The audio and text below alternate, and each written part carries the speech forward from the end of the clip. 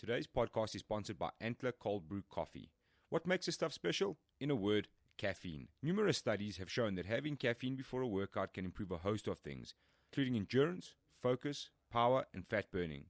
This is old news, but in recent years, other studies have even shown that ingesting caffeine the way nature intended in coffee is more effective than with pharmaceutical refined caffeine. This is attributed to the synergies that caffeine and all the antioxidants in coffee have when they work together. I've linked some of these studies in the show notes on my site. So enough of the science behind this stuff, let me tell you about it on a more practical level. First, you simply smash a shot of cold brew coffee concentrate pre-workout in your face and get a caffeine buzz that rivals some of the most hardcore pre-workout supplements out there.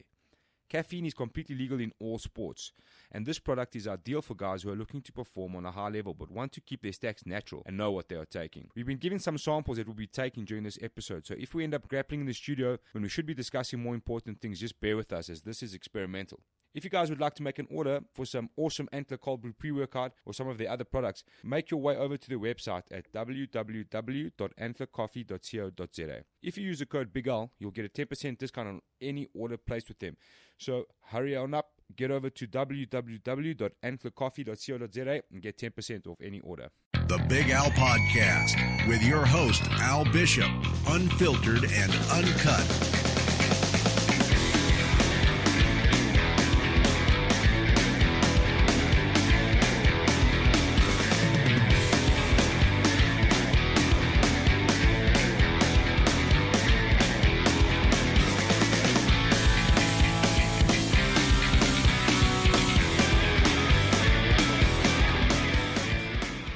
Alrighty, welcome ladies and gentlemen. I'm joined today by the mighty beard of MMA knowledge in South Africa, Mr. Simon Stevens.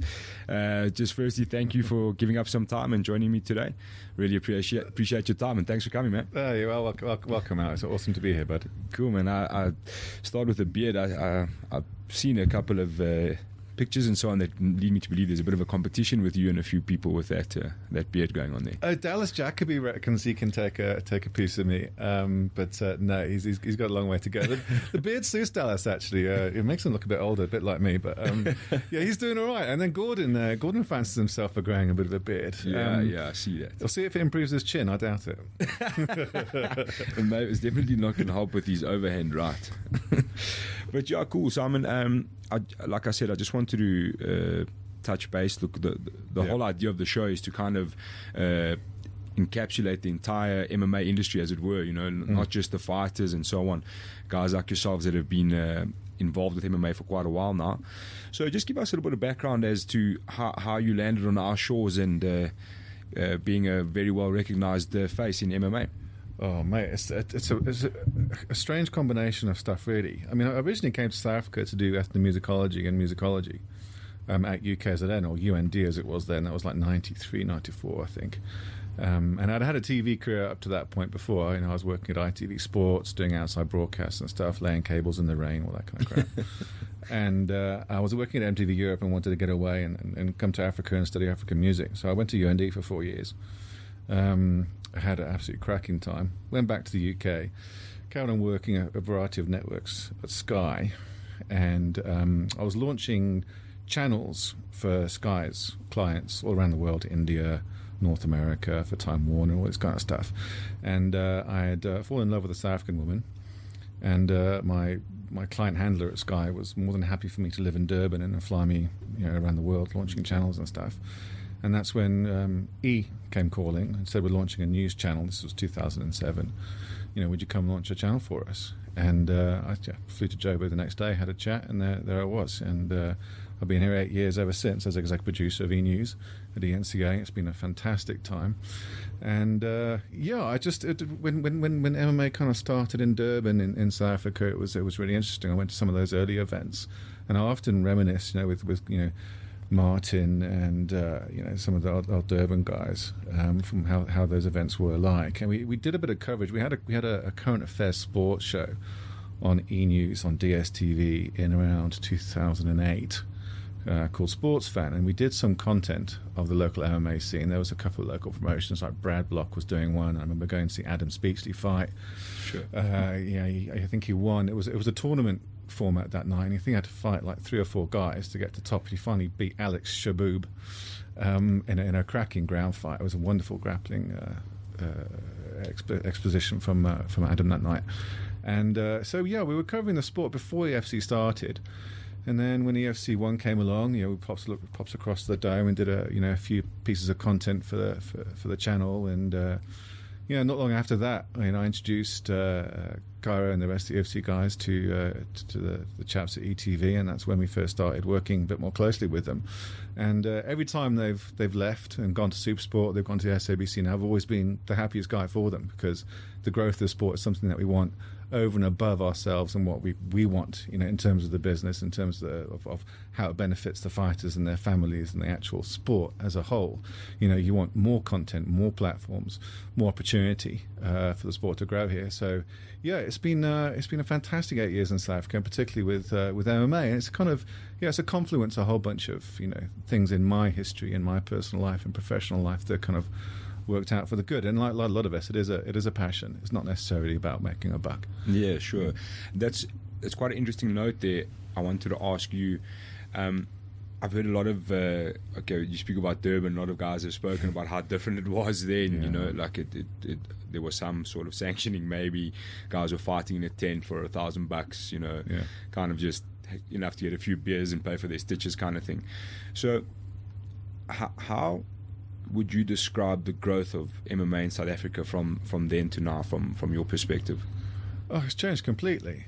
And I think, perhaps on EFC don't get enough props in terms of the quality of their broadcasting. It's event management is something that's very tricky logistically, but coming from a broadcasting background, you could tell that first EFC one was completely different. I've been to a lot of MMA shows in this country before then. I mean, back in the day when I was at Sky Sports, I did some work with WWE, and you could see then how that kind of operation, that touring operation for events worked.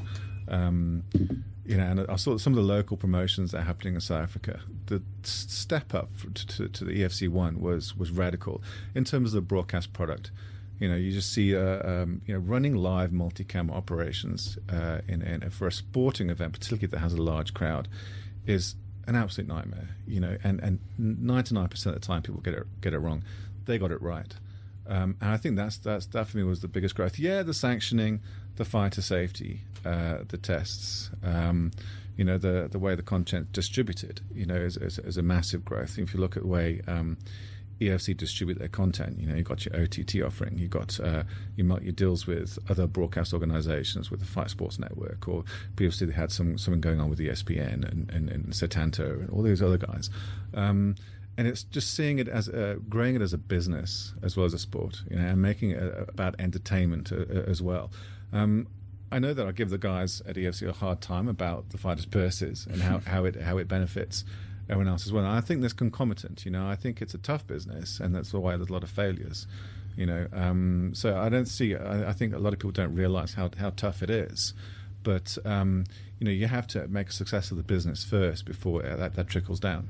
Yeah, sure. And I think where a lot of guys are quick to be in a negative frame of mind when it comes to UFC, they also forget that these are two guys at the end of the day that took a chance on something that more than likely didn't have a clue what they were doing when it came to broadcasting and putting on spectacles, And over the last few years, things have really exploded. You know what I mean? It's just really, really exploding. And I feel like we're on the knife's edge of a tipping point now, where it's going to move over into this next insane level. Yeah. And I think obviously now what happened on the weekend with MMA SA, and that they passed the ruling for the amateurs, they have to have X amount of fights. Yeah. I think those sort of things are also a tribute to the growth of the sport, because now we're looking at, okay, we've reached this point, but where have we gone wrong, where have we gone right, and let's kind of make sure we make the right decisions for the future. And EFC have done a lot of crazy things, and they've done a lot of great things, and a lot of people are like, they're like, oh, but this person and that fighter and this, and I'm like, guys, this is a sport that is 20, 30 years old. Yeah. You know what I mean? No one really knows the answer. No one really knows the road. Even Dana White in the UFC has said, I think it was as recent as 206 or something, or 203, and he's like, we made mistakes. We made a lot of mistakes. Sure. So that happens, and that's the biggest stage in the world. So I think South Africans are quite generally like that. They're quick to react to things, but it's I commend the EFC on what they've done and what they still do. When it comes to fighters, purses and stuff like that, I mean, that's the UFC has those battles at the same time. Everyone does, you know. So it's the nature of the sport.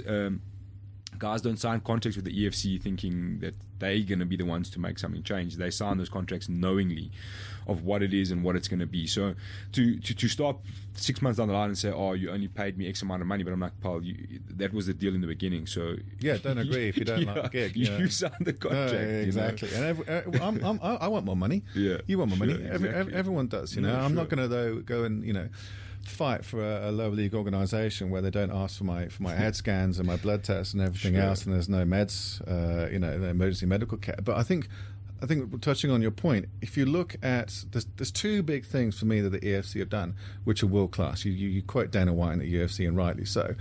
The wider affiliation with SAGS, first MMA organisation in the world to affiliate in that manner, which is radical. Secondly, the amount of crap that the EFC got when they went on Kwese with the live streaming. And I know the live streaming is an issue. Yeah. You know, when you're trying to push that envelope of technology, and guys are saying the signal's crap and it's buffering, all this kind of stuff.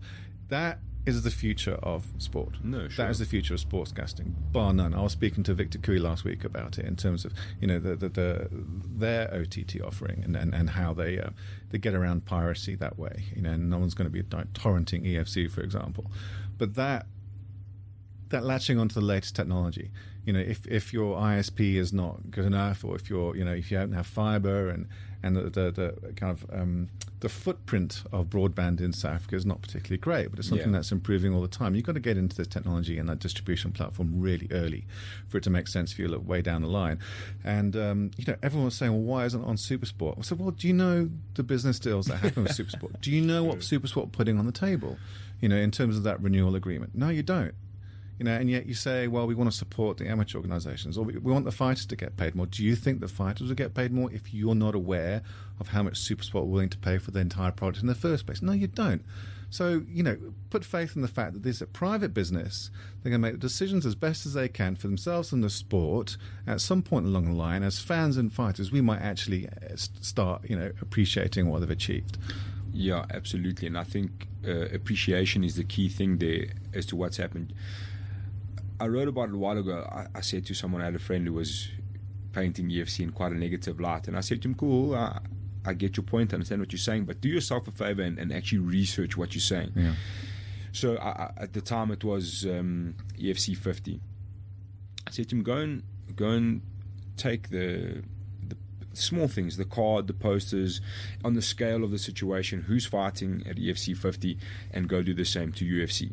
Go look at the poster design, the broadcasting, the fighters, the card, everything as a whole, and put the two together and see how far we've come in that sport in that very small amount of time to UFC 50, and actually compare the two together, and you'll be quite surprised. You know what I mean? I think UFC 50 was headlined by Chael Sonnen and someone, not a massive fight. For the time it was pretty big, but looking back, it wasn't a massive card, and if you compared everything, you'd be quite shocked, and you all of a sudden maybe the UFC is not as bad as you thought it was. You know? Yes. So true. So it's and the appreciation side as to how far they've taken the sport as a private company, and I think people forget that. And you mentioned Wada. We had Khalid Galant in here, and he had nothing but praise for the EFC. He said Cairo actually sought him out and said, we want the best testing available. Get it done. Not many people can say that. And it's working. Guys are getting popped. And when you're at backstage, I was backstage at EFC 50, and, you're trying to interview guys, and they're, you can't interview them because they're waiting for them to go and urinate with the tester, and he will leave them alone, and he's like attached, the wider guy, the SAGS guy is attached to him like a limpet. And you can't go, and there's no privacy, I tell you that. And it works. Guys getting popped, and it is a testament to them. And similar, like you also mentioned, again, we go back to Dana, they will be the first to admit they made mistakes. And mistakes upset people. without a doubt. But it's part of the business, unfortunately, And it is easy to take quick pops at some of those mistakes, But if you look at the wider picture in terms of the achievements and who's benefited, I think they've done the country a bit of a service, particularly the sports industry. They have done the MMA as a whole. They've done massive work in MMA as a whole. They've created the biggest platform in the country, and at the same time they've created everything underneath it. Because realistically, with all due respect to all the amateur leagues, nobody's going to that league to stay at that league. Everyone's going to that league to work better to get to EFC. So they've created that entire pool, and I've heard quite a lot of negative things about, like they're not all that interested in the amateur scene, and which I struggle to believe, because at the end of the day, their future generations are coming from there. These guys are not just appearing from the sky. They're not just it's not just raining MMA fighters. I think they're paying close attention than people realize, and they're doing a lot of good things. There's, looking at the card, there's a couple of guys making their debuts, and those guys have come through systems, through amateur systems, and it plays a massive role. But without the big stage, you're not going to have any of that. No, you've got nothing to aim for, and that big stage gets bigger above the UFC. Do you think like Jeremy Smith will be fighting in Brave and Curitiba in Brazil if he hadn't had all those years at the UFC? I doubt it. And this is another interesting thing, actually. I spoke to Soldier Boy about it and to Drickus, because it was quite interesting for me. Both guys, let's take Drickus more recent, who was supposed to have the fight at Legend. Obviously there was complications, but the UFC let him go fight. He's in a contract with them, and they were like, look, if that's what you need to do, as long as it's sanctioned, as long as there's the proper health care, as long as there's proper insurance, as long as you're going to get paid properly and so on, 100% you have our support. Not many organizations would do that. No. And what's interesting came out from that situation was the fact that he was stuck in the airport for 3 because the promotion guy who was in charge of the visas and the work permits and stuff, Drickus didn't stuff up. The promotions guy who was tasked with doing it, and then immediately Felipe takes a pop at Drickus because Henry's had the same visa issues in the past. It's interesting how that goes around and comes around. Everyone thinks it's easy, and it's not. You're coming up against governmental permission for this, that, and the other. And in terms of the EFC, bringing in those international fighters in, I think they've done great. It's great that you have a South African fighter like Drickus who's able to go and fight in an overseas promotion, and yet we're getting some cracking fighters coming in and fighting on these shores and testing our guys. I can't wait for Martin van Staden's fight. Getting Christian Holly. It's going to be absolutely fascinating. And it's like refreshing almost. To have, I think it's quite a thing to say to your fighter, especially like Drickus. Realistically, he's a massive poster boy for the EFC, and you risk that, And I think that speaks in massive volumes to the EFC and what they're about. And I think, like you say, like a guy like Christian Holly, to bring that sort of talent, again, people are like, there's a lot of negativity towards the card, but you're like, just take a step back and just have a little look at what's going on. Yes, there was a couple of hiccups, but the EFC worked around the clock to still get quality into the card. Which is a great thing to see. So many changes to that card, but there are 5 fights on that main card. There are 5 foreigners. Exactly. Essentially, if you look at Georgiev, I know he's a Durban boy, but he's Bulgarian. Tony Mustard's a Pom. Christian Holly's a Pom out of Spain. Elvis is Zim. And Danny's Scottish as they come. That's 5 international fights on your main card. And it's like it goes to, like I said, talking about Twine Martin, it's the case of like, why do you want to go fight overseas? You can fight international opponents right here at home. At home. Who'd want that? Exactly.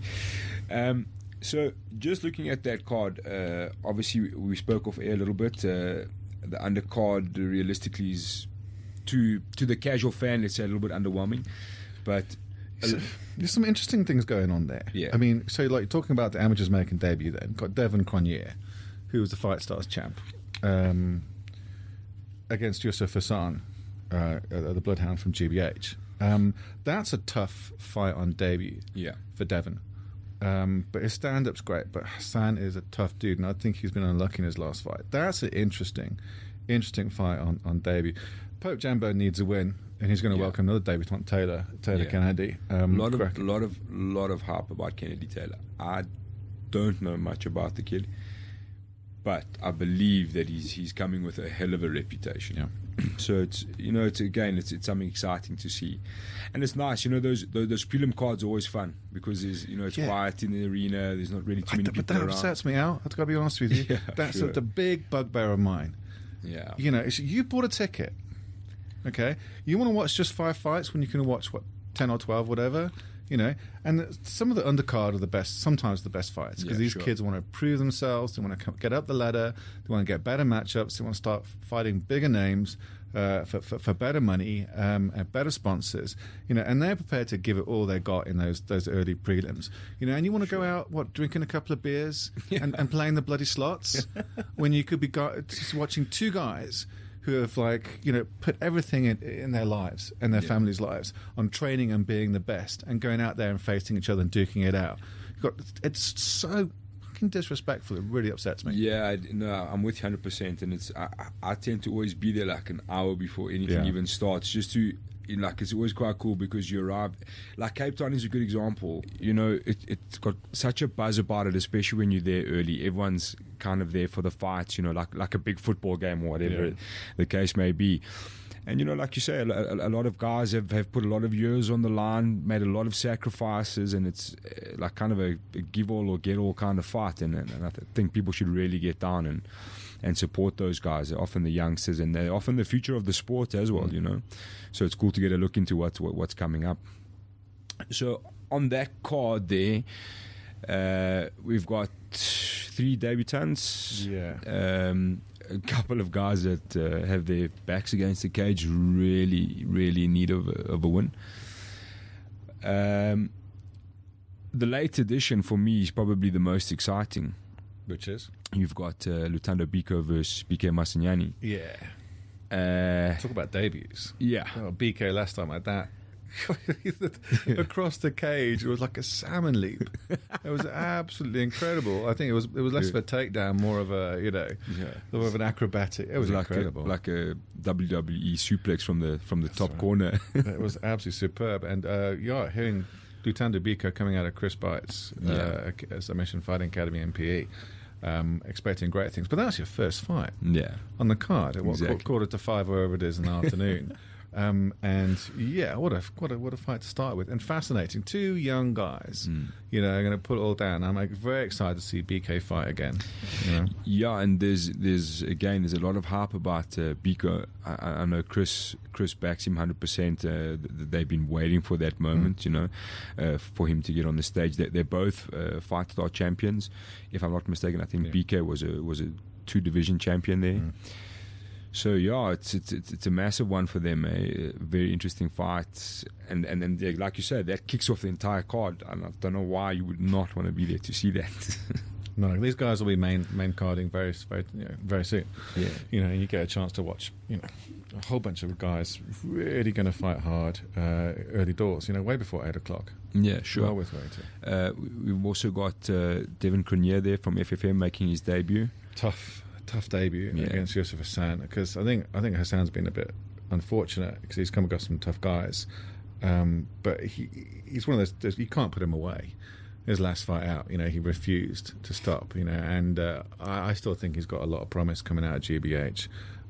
Devin, again, a Fight Stars champ, cracking boxing, great boxer, decent base wrestling, but it's a tough debut for him, man. Hassan's probably should be used to the bright lights by now, so it's a tough debut for young Devon, but he's been wanting a crack at the EFC for years now. And it's time, and it's ultimate testing ground for these guys.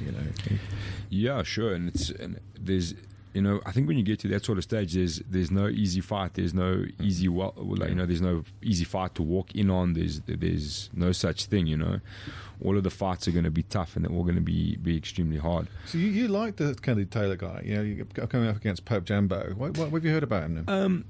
It just seems like there's a lot of hype behind him. A lot of people interested to see how he performs and stuff. So, like I said, I don't know too much, but I've heard a lot of positive things. A lot of guys are quite excited to see what he can do, and apparently he's a massive talent. I can't say for myself. I haven't seen much of him. But so they say he's a very exciting prospect, and I'll give him the opportunity to believe them and see what he does. Pope also back against the wall, eh? Yeah, needs a win.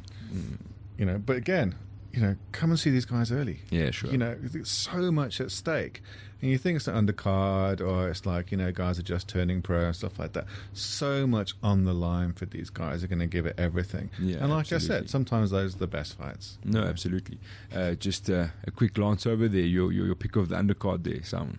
Well, my favourite fight Yeah. in the undercard, I'm looking forward to seeing Bassam Bombo Mutwali against Conrad Sebi. Yeah, from PFA, yeah? Yeah, because, Bassam Bombo is from, Pride Fight Academy. He's Mike's guy. And just to see him training, he is putting a lot in. My colleague in Cape Town, Ronald Masinda, went to see Mike, and Mutwali was training there, and he is busting a gut. Having said that, Conrad Sebi is one of the toughest guys around, man. You know, he's taken a beat, and I think he's 2-4. Yeah. I think Conrad Sebi, he also needs a really good win. That should be an absolutely cracking fight. Kanyeba, Gorilla Osako, also two guys are in need of a win. So that's amazing. And then Pierre Borto against Suzy Nakati on the undercard. Yeah, sure. You know, before the 8 o'clock. Two amazing fighters. I really can't see that. I can't wait to see that. Like Cizwe, he really needs a win. He's kind of got derailed in his title shot. You know, which is what was it, Sun City, I think.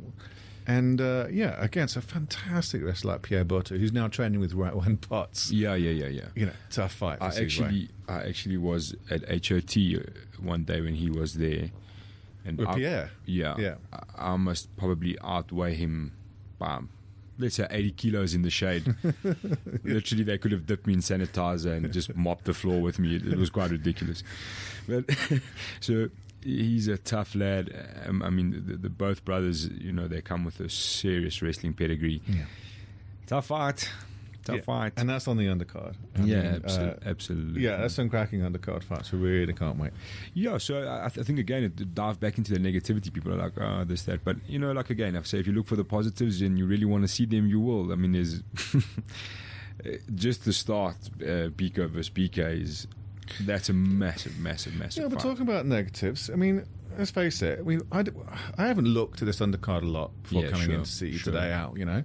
But if you know the sport and you're passionate about the sport, you will know a little something about these guys. Yeah. You know, you'll know that BK impressed on debut. You know, you'll know that Kanyeba and Gorilla Soccer need a win. You know, you know that Conrad Sebi always brings it and never stops. You know, Yusuf Hassan comes out of GBH with the Hassan brothers and all those crazy monsters. You know, if you're interested in amateur scene, you'll know that Devin Cronje comes from Fight Stars. You know that Pope Jembo is welcoming a really high attack. It doesn't take a lot. Yeah. You know, for you to go and, you know, you don't have to go onto Wikipedia and search it. Just go to a couple of fights and talk with your mates, and you'll know a little bit about it. And you're invested in every single fight on that undercard. Is that asking a lot from the casual fan? No, I don't think so. If you let's just touch on that quickly.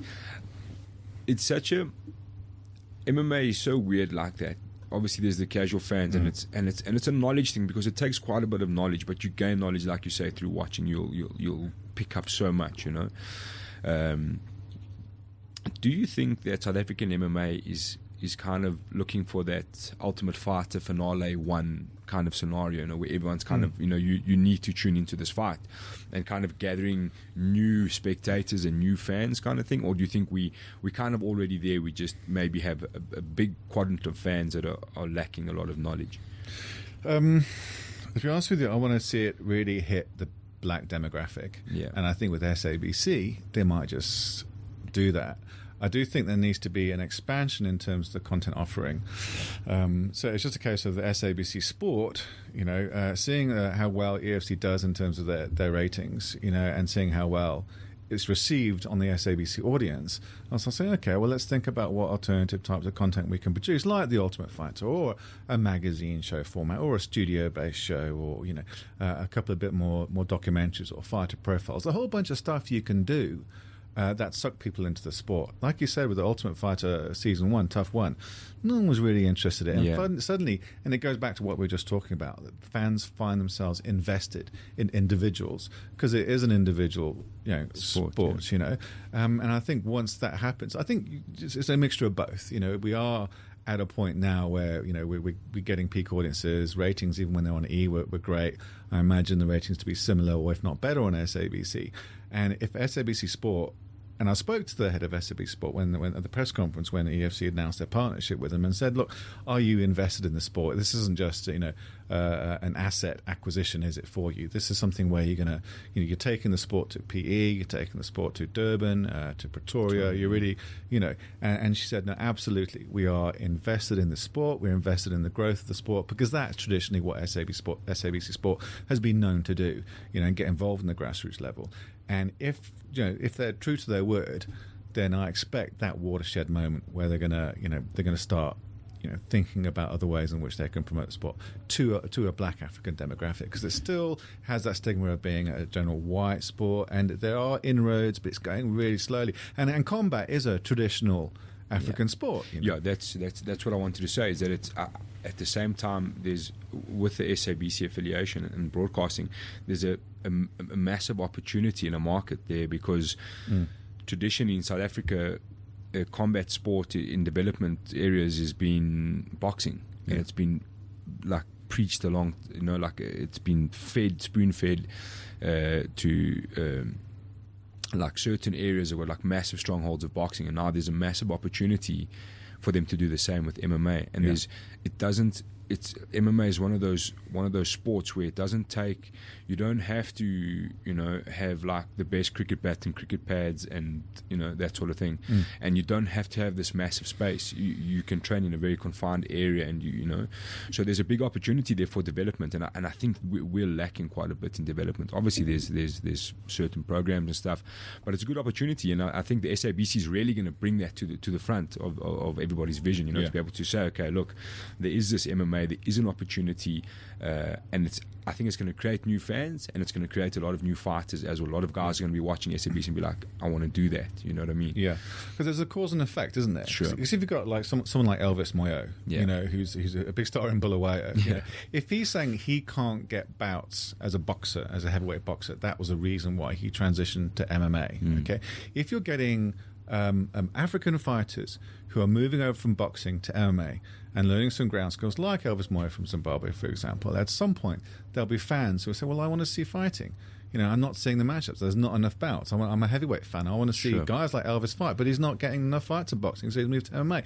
At some point, the fans will follow the fighters and they'll start watching MMA. Yeah, sure. That's a hope. And I think it's a great opportunity, and it's, you know, for new stars to arise, you know, like Elvis, for example. I mean, Elvis Moyo is such a great case because he's developed so much from a boxer to this almost all-rounded MMA fighter. Again, look, he's no black belt in jiu-jitsu, but he can stuff a takedown now. You know what I mean? And that causes a problem. So he's developed so much, and all of a sudden you've got this guy for, you know, maybe youngsters in the same situation to look up to, you know? Whereas, look, it's always been around, but there's, like I always say, like sports always needs stars to relate to, you know, and I think a guy like Elvis is a perfect example. He could quite easily become that. We could have youngsters now watching SABC3 saying that's what I want to do, and that's my role model, you know, which is a great opportunity. But everything exists in context, doesn't it? Sure. When you quoted the Cape Town events and how much you enjoyed the events down at Grand West, and with the Congolese guys up in the stands, you know, with the drums and the stamping, it's just like there's nothing to say that MMA on this continent can't be something that's uniquely African, and that can take inspiration from traditional forms of other African combat, whether it be Masangwe up in Limpopo, or whether it be, you know, if you go to a wrestling event in Kinshasa or anywhere in the DRC, for example, you know, absolutely fantastic, crazy atmosphere, the stuff those guys get up to. And, you know, it's nothing to say that MMA can't, in Africa, can't be something that's so unique. The world will actually turn to Africa and say, if you've been to some of the MMA shows in South Africa, they are something else on a different level. So, you know, it's nothing to say that we can't have MMA relate to an African audience. I think it's got all the ingredients to relate to a black demographic, and it's just, I think perhaps the SABC is the push it needs. 100%, and perhaps we can get some black UFC branded vuvuzelas as well. Oh mate, no, steady on. I'm not with you there, mate, but yeah, good effort. Cool. Let's just have a little look there at the main card. It's again. I mean, sure, Gordon. Woodman. Yeah. It's the same with Gordon, because his record's not particularly great, but he's one of those fighters you love to watch. He'll never stop. Yeah, I put that question to him. I was like, in hindsight, would you try and protect your record a little bit more, maybe change your fight style? And he's like, no, absolutely not. Yeah, which is great, and it's such a cool fight for a fan, you know what I mean? Because you know what to expect. And I feel like he's one of those guys, even if he loses, he's always going down on his shield. So I don't think we really care too much about his record, because you know what to expect, And he just enjoys the fight, doesn't he? Exactly. He's kind of the happiest loser I think I've ever seen in the UFC. Yeah, sure. He's always very magnanimous after a fight, And what I can tell you is having chatted with Gordon quite a bit lately, is he's extremely, extremely, extremely motivated. Yeah. What, for this fight in particular, or in general? In this fight in particular. Really? Why? Did you ask him why specifically? No, not really. I just think he's realized that he's dedicated so much and sacrificed a lot to this cause. Yeah. And he really wants to make a statement now, And I think it's in my opinion, I think the record, like we say, and I think a lot of people are starting to question him on that, perhaps. I don't give a damn about the record. No, sure, but entertaining fighter. But sure. The second he starts changing that frame of mind, he's going to be losing even more. Everyone kind of forgets that Gordon's got a world title in karate. Yeah, he is a winner at the highest bloody level. He's just come up short a couple of times. But the second he starts wanting to, it's too late to protect that record. No, sure, but he'll always be a very entertaining fighter, and that's what he needs to remember. I think that he's got a personal vendetta within himself that he wants. He's got a couple of questions he wants to answer himself. That's the way I see it. But he says he's training harder than he ever has before. He's motivated, and he really wants to get that win. And he wants to do it in his style. Which is exciting. Tough opponent, Georgiev. I mean, he lost on debut. He hasn't lost since then. Yeah. I mean, that debut was against Cameron Pritchard, which is a tough debut for anyone. And it's very easy to forget that Georgiev has been with GBH since the beginning of that crew. And that's some sparring partners for quite a few years, believe you me.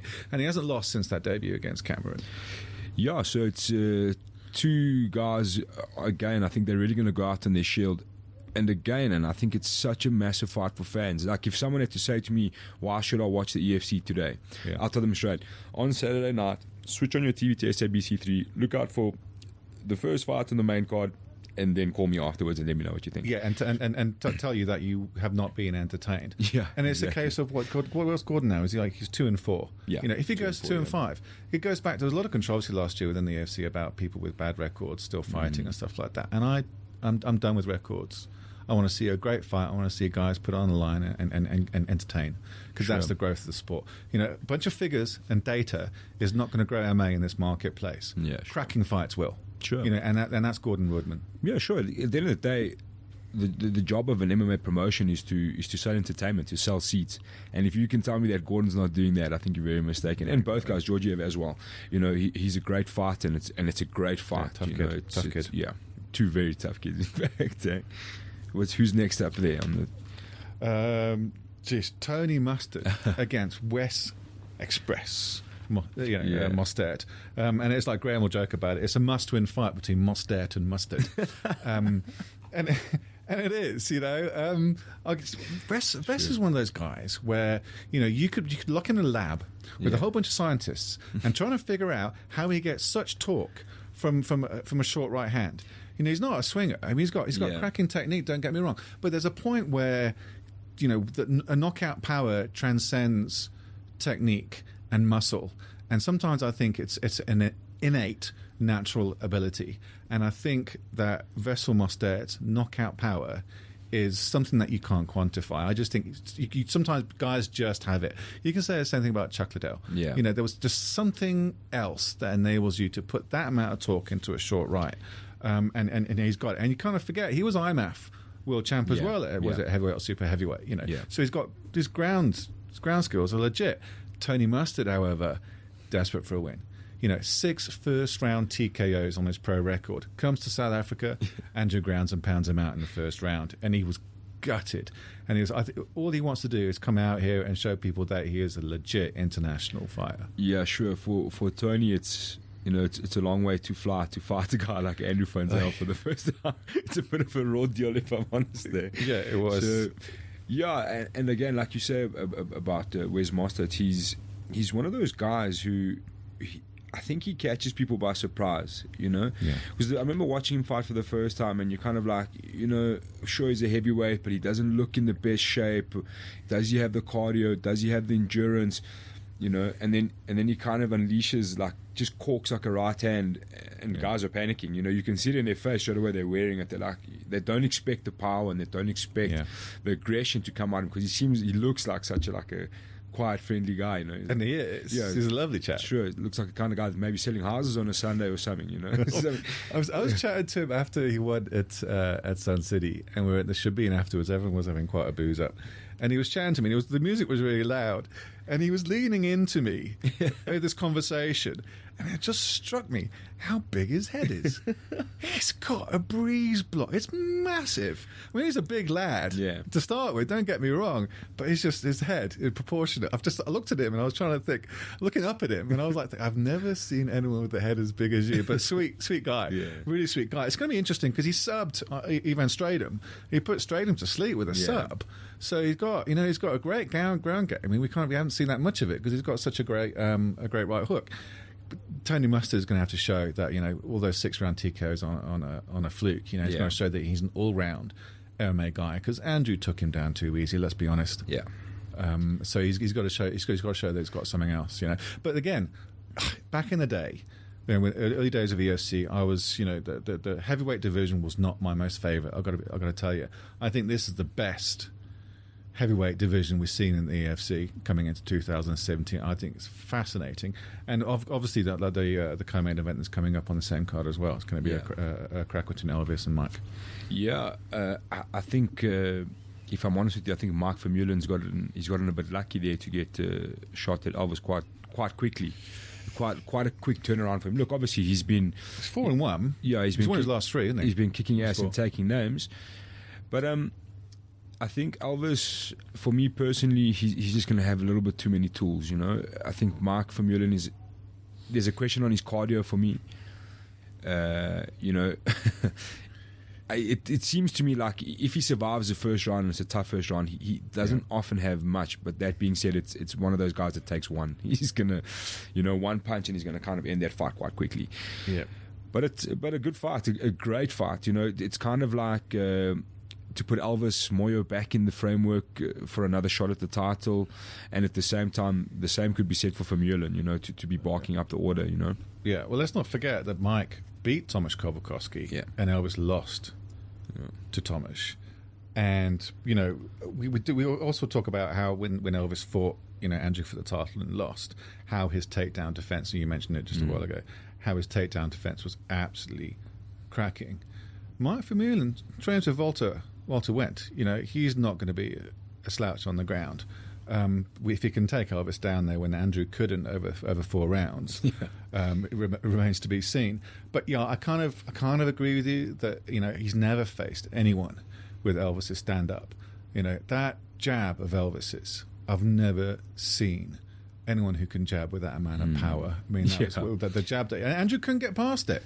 Yeah, for 3.5 rounds. In the Masholas fight, I remember there was maybe 2 or 3 jabs, like stiff jabs that were completely rocking Ricky's head back. His head was snapping from a jab, and you don't see that power from jabs too often. It's actually quite a scary jab. In fact, I was actually watching that fight about 2 weeks ago, thinking, jeepers. Yeah, it's the PSPs of jabs. Something that big and powerful shouldn't be that fast. No, it's ridiculous, and I think. And I think Elvis likes to, off that jab, he steps in on a heavy one too, and that puts guys to sleep. Look, I think Mark Vermeulen's going to be a little bit smarter, and I think by now, we guys have got a lot of tape on Elvis to sit and watch, to really see where he is. And I think Ricky Masholas, the fight with Ricky Masholas and with Andrew Van Zyl, there's a lot of things to be learned there, So, and I think Mark Vermeulen is hungry, and I think he would have, after his last fight, look, he won his last fight. Yeah. to me, it wasn't 100% convincing. He was in trouble for quite a while, and again, it's the cardio thing. He seemed to be quite gassed quite badly. Well, he's recommitted to the sport, isn't he? He said recently that he's and I questioned him after Sun City fight and said, you come in and out, you change camps a bit, you're a bit part time and stuff like that. And he says, no, okay, this is it. I'm committing to the sport. So I hopefully, with that commitment, he's taking the sport so seriously that his cardio is radically improved. What I'm looking forward to is the fact you've got two guys with great boxing background in an MMA bout. Yeah. And if it does go to the ground, it'll be absolutely fascinating to see. I don't think it will go down there. I think they're both going to stick it on the feet. Yeah, which is exciting. So there's no real imminent threat of a takedown. So two guys really, let's see them get in the pocket and have a go. Again, for the fans, I don't know what more you can ask for. Is two massive monsters having a smash out. Well, talking about monsters, we did skip past, because that's the co-main event between Elvis Moyo and Mike Tank Famili. We kind of jumped over what I think is possibly going to be the fight of the night. Yeah, Van Staden. Martin Van Staden against Christian Holly. Yeah, sure. Wow. I mean, absolutely fascinating. It's a guy of Christian Holly's experience. And it's like another thing where you're talking about how South Africans do themselves down. If you've got a guy like Christian Holly who's coming off a 3-fight losing skid, 2 fights in one championship, and 1 fight in M1 Global. Yeah. Who's fought like Roger Huerta, beat Artem Lobov, who now fights in the UFC, cracking fighter. That went to a decision. Who's also Conor McGregor's main training partner. Yeah. And we know what happens to Conor McGregor's training partners when they come out here, don't we, Al? Sure. Like Peter Queedy, Igor Cabeza. Got sorted out, eh? But let's not forget the international opponents that Martin fought. Martin fought Brian Ebersol. You look at I've actually got strain on my right index finger, scrolling down with my mouse wheel through Martin van Staden's records on Sherdog. 33 pro fights. 34 years old. So if you want, so South Africans, we do ourselves down when we say like, oh, these internationals coming in. Martin, far more experienced than Christian Holly, more international opponents to Christian Holly. Let's not forget, okay, lost to Fadipe, who's kind of Irish Nigerian, but beat Io Daly. Yeah, another one guy like coming out of Ireland. Lost to Brian Ebersol. I mean, Martin van Staden's international experience, despite being a South African-based fighter, is absolutely cracking.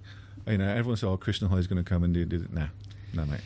Yeah, I think with internationals, especially with the fight was announced on quite short notice. Yeah, there's a lot of mystery always involved. So everyone's kind of like, this international superstars coming, but we don't know. And if you want to talk MMA superstars in South Africa, and you're not mentioning Martin van Staden, you've been drinking way too much. Yeah, that's true. And I mean, also Martin they've just spent a couple of weeks at American Top Team, so the guys are coming with a lot of tools, fresh knowledge, new hunger. You can't train at any bigger gym than American Top Team. Pad work with Henry Hooft. With Henry Hooft, yeah. Grappling with Sugar Rashad Evans. Yeah. A whole bunch of like animals out in ATT. So yeah, you're right completely. He's been training. Had a great camp. I saw him 2 weeks ago. Fantastic. Looks in great shape. Really keen. He's well up for it. Yeah. Yeah, so I think it's going to be a massive fight for both guys. I think it's going to be tough coming here. We know, like especially on the main card fights when it's a South African guy against international, the crowds generally tend to go a bit crazy, Yeah, it's really a hostile welcome. So it makes it tough, especially on debut, to come all the way here on debut and fight a guy like Martin van Staden. Jeez, yeah, it's weird sometimes, because like I love your country and I love all these fighters. They're great lads. When Azzy Thomas was fighting Boyd, and someone behind me was shouting, "Fuck off back to England, you English cunt!" Yeah. And I was like, I turned around thinking they were talking to me. I was like, "Excuse me, do you bloody mind?" And they were shouting Azzy Thomas when he was fighting Boyd, and there was like some rumours of illegal moves and all that kind of stuff. And I was like, "Steady on there, mate." But it is, it is a guy that's potting a bit too much and having a bit. But it is a crucible atmosphere. But you gotta take that as part of the game. Sure. When you got Jeremy Smith out in Brazil, he might get a bit of that fighting a Brazilian lad. Definitely. It comes around. Perhaps Martin one day gets snapped up by a major international promotion. He'll get it as well. It all happens to the best of us. Sure. So it's it makes for such cool atmosphere, and it makes for great fights. It's really like cool because if a South African's in trouble kind of thing, like the whole crowd kind of gets behind it, and it always makes again, go back to Cape Town with Mazani versus Leon. Yeah. Oh. Like, it became very evident that Leon was starting to be in a bit of trouble, you know. And the crowd was just going mad. Which was that the first or second? Cape Town was the second, I think. Yes, second. Yeah. It was a short notice after Don Madge got injured. That's right, yeah.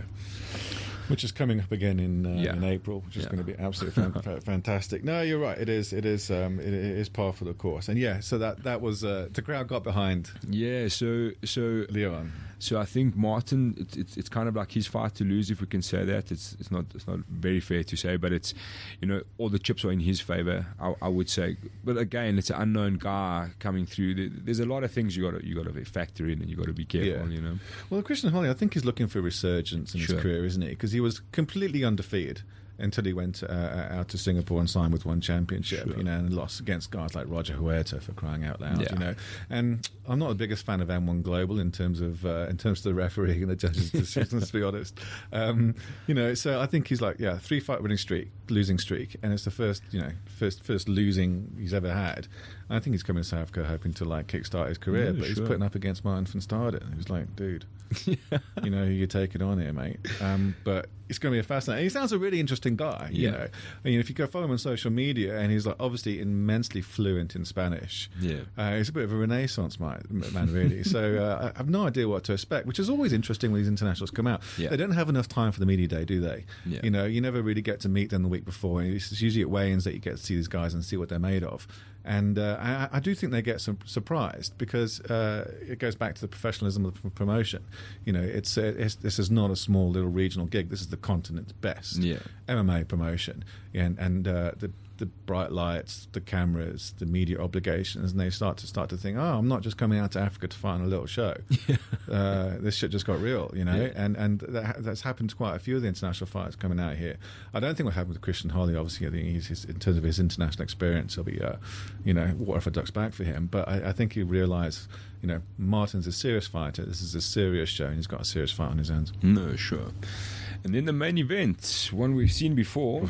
It doesn't make it any more less exciting, though, because obviously Iga Cabeza is on a tear. He just seems unbeatable. Like, they've given him strikers, he's dealt with it. They've given him we can say as good a wrestler, he's dealt with it. So obviously the initial fight was Boyd Allen, eh? Yeah, it was Boyd, and then Boyd hurt his wrist training at aforementioned ATT in Miami. Sure. And it was such a fascinating fight, because obviously they used to be mates and teammates. So it made it a lot more interesting. But Danny stepped up as a relative late replacement. I mean, who wouldn't? Yeah. Want to try and get that belt back. But so many questions about this fight. Two very different guys. I think Danny's quite quietly confident. Yeah. When Iga's immensely confident. Iga said the other day, I think it's on the Countdown show, that the first fight was easy, and that he's going to knock Danny out. And it's like, Danny was completely out wrestled and out grappled, but it went for 5 rounds. He went to the UD, he went to the unanimous decision. But it's like, I'm going to be honest with you, Iga.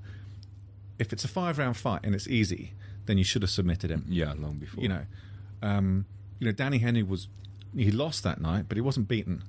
You didn't finish it. You didn't sub him. So that's not 5 easy. Going 5 whole rounds without finishing it is not an easy fight by anyone's step of the imagination. And against a boxer like Danny, we never looked close to even knocking him out. Connected a few times on the feet, if I remember. But Danny's a cracking boxer. He's got some great movement. I think he's that kind of character, though, where he's good at promoting the fight. Yeah. But Danny's not. He's not that kid. I think he's quietly confident. He's damn well set on getting the belt back. But the question is, will he be out wrestled again? What has he done in his ground game in a year? Because it's a year to the day, Al. Yeah. That fight was on the 3rd of March 2016. This fight is on the 4th of March 2017. Same opponents, the belt. The way I see it is that in that year and half a day, I don't think there would have been a minute that Danny Henry stopped thinking about that. He comes across as that kind of character, that very obsessive character, and like you say, he's quietly confident. From what I've seen, I think he's hell bent on getting that title back, which makes him extremely dangerous. Again, Iga Cabeza, confidence is massive in the sport. You have to have that confidence.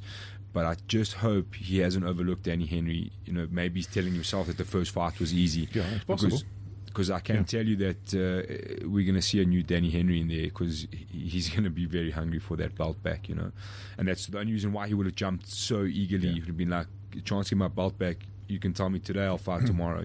He comes across as that sort of character who's very serious about being a champion, So I hope that Iga Cabeza isn't overlooking that scenario. I hope he's not thinking to himself, the first fight was easy, come. I think he probably is, and I'll tell you why.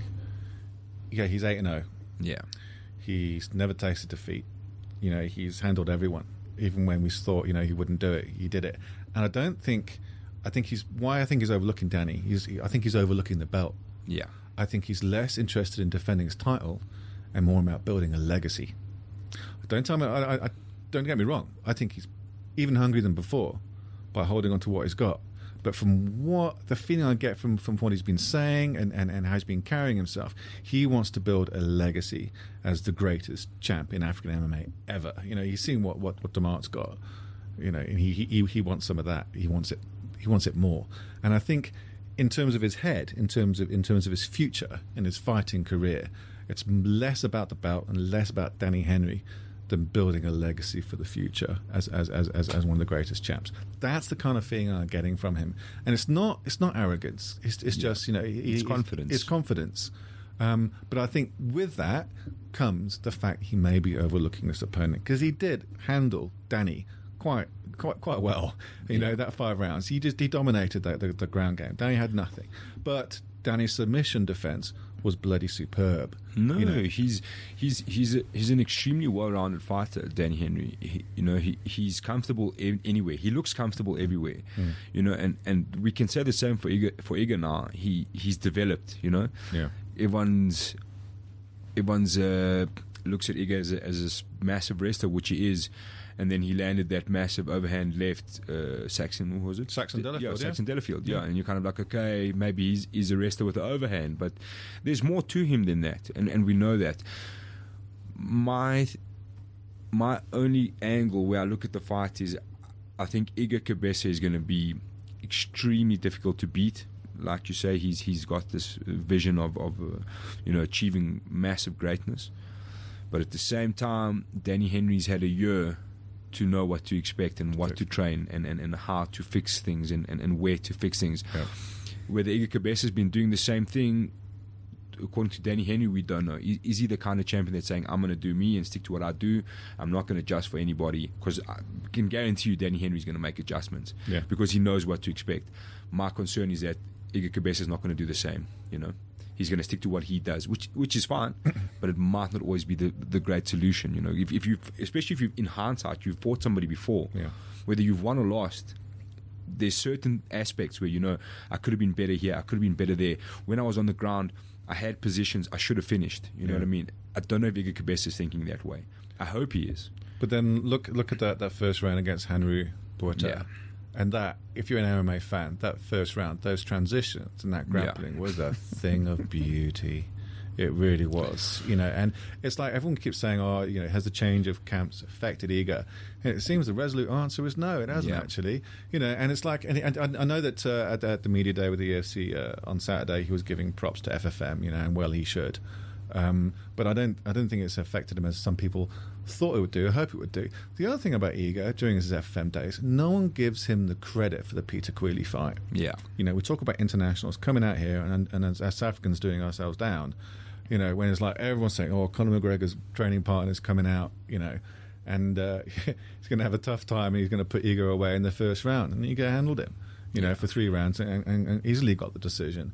And it was like not enough people give Iga Cabeza credit for that, because that was a cracking victory. That's when I stood up and thought, oh, hey, shit, who's this dude? Yeah, no, everybody did. Everybody did. Even I tell you 100%, honestly, I'm guilty of that. You looked at the fight, you're like, oh, fuck me. Who's coming here? And without even knowing anything, what I mean? Like, who's he fighting? And you're like, okay. Well, you're like, well, that's a loss. You know what I mean? Straight away, like, well, there goes that win streak, you know? Yeah. And you kind of get sucked into that. I think as fans of sport, you get sucked into that. You kind of like, geez, I wouldn't want to take that fight. And then he wins, and you're kind of like shocked. But no one's really like stopped to say, hang on, you know, like let's give Iga the props here, you know? And again, like it's funny with South African MMA, there's like certain generations and certain fighters. If you look at guys' records, like Drickus is a great example. Yeah.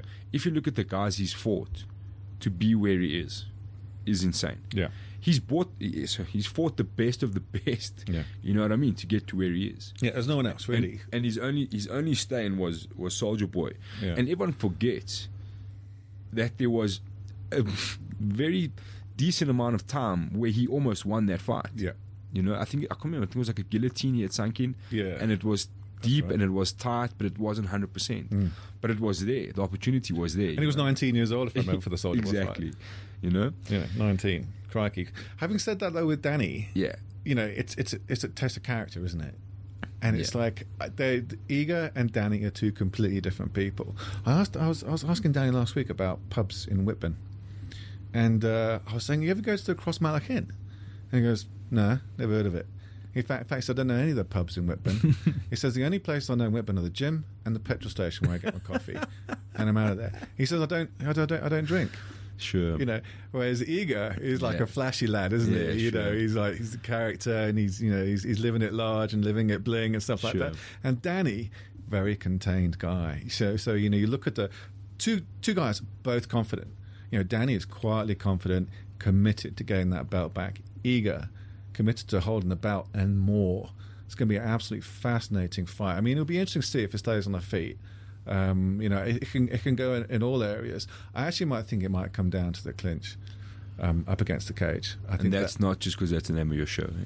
No, that's not. It's not that. I think he'll pull a Big Al podcast move or anything like that. No, I think the Dodo boxing will be interesting. Obviously, like your point is that is Iga overlooking Danny again? Does he want to take him down to the ground? Yeah. And will he? And you can't forget that Danny's got some very handy submission victories on his record. You know, you don't want to be hanging around down there.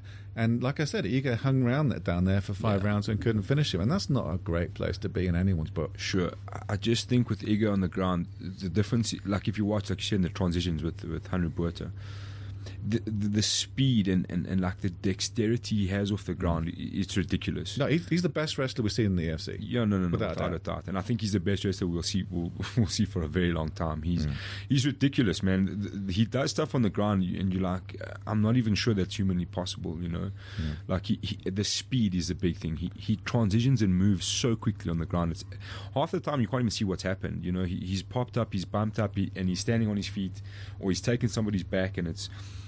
The criticism there is the finish. He should have finished Danny Henry, you know. And maybe, you never know, maybe drags him down in the first round and finishes and kind of says, well, there you go, I've done it, so now everyone can shut up, you know. Or he can overlook Danny Henry.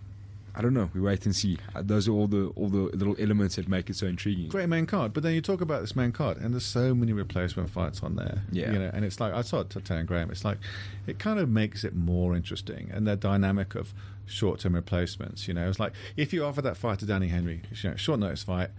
Do you want to have the possibility of getting your belt back? Who wouldn't say no? Look at how it happens when Don was injured in the Mazzani fight. It was offered to Leon. Who wouldn't want to get their belt back? Didn't work out so great for Leon, but Leon Maynard, as he is, you know, never says no to a fight. Yeah.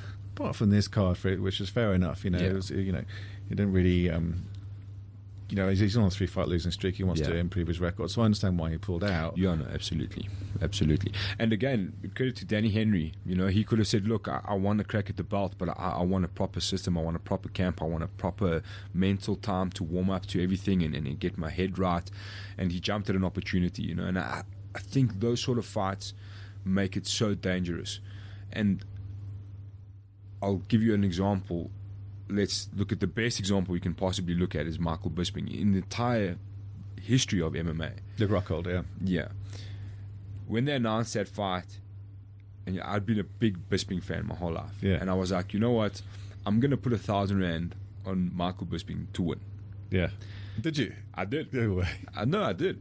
Because I was like, there's a real possibility he definitely has his skills. I don't think it's going to happen, but the odds are like, I think it was 12 to 1 or 13 to 1 at the time I put the bet. And I woke up, got onto Fox Sports, and I was like, I was so excited. I was like, it makes him so dangerous because he's arrived at the stage. He's got nothing to lose. You could see Rockhold in the build-up was kind of, I'm relating to the same thing. Yeah. You could see Rockhold was. Dismissive as hell. He was already like on the horizon, He was already counting his money and what he's going to buy with it. Yeah. So it's and then obviously he got put to sleep, and I see a little bit of the same in Iga. He's already buying something tomorrow. Yeah. That's the way I see it. And the late replacement fighter like Danny Henry, nothing to lose, been training resolutely. And those lads at high level, Dinky Ninjas, with guys like Stephen Ray in the UFC. A whole bunch of James Doolan, for crying out, they're one of the most experienced guys in the history of MMA in the UK. James Doolan, they come up with a game plan. You say he's had a year to figure out Iga Cabeza. He's done more than figure out Iga Cabeza. They're going to come with a serious game plan. Sure. Cool. Simon, fight of the night prediction from you. I think we know the answer, but let's. Martin van Staden, dude, this is so hard. How dare you?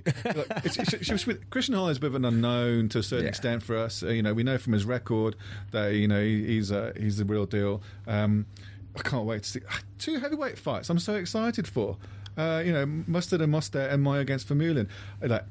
Talking about Iga Cabeza and Danny Henry's really got me salivating for that scrap. Yeah. So I'm going to split. I'm going to go 50-50. Iga Cabeza and Danny Henry and Martin van Staden and Christian Holly are going to be cracking fights. And don't, turn in at 8 o'clock. If you're going to buy a ticket, comp ticket, Carnival City, 4th of March, come for the prelims, man. Let's support these guys. Absolutely.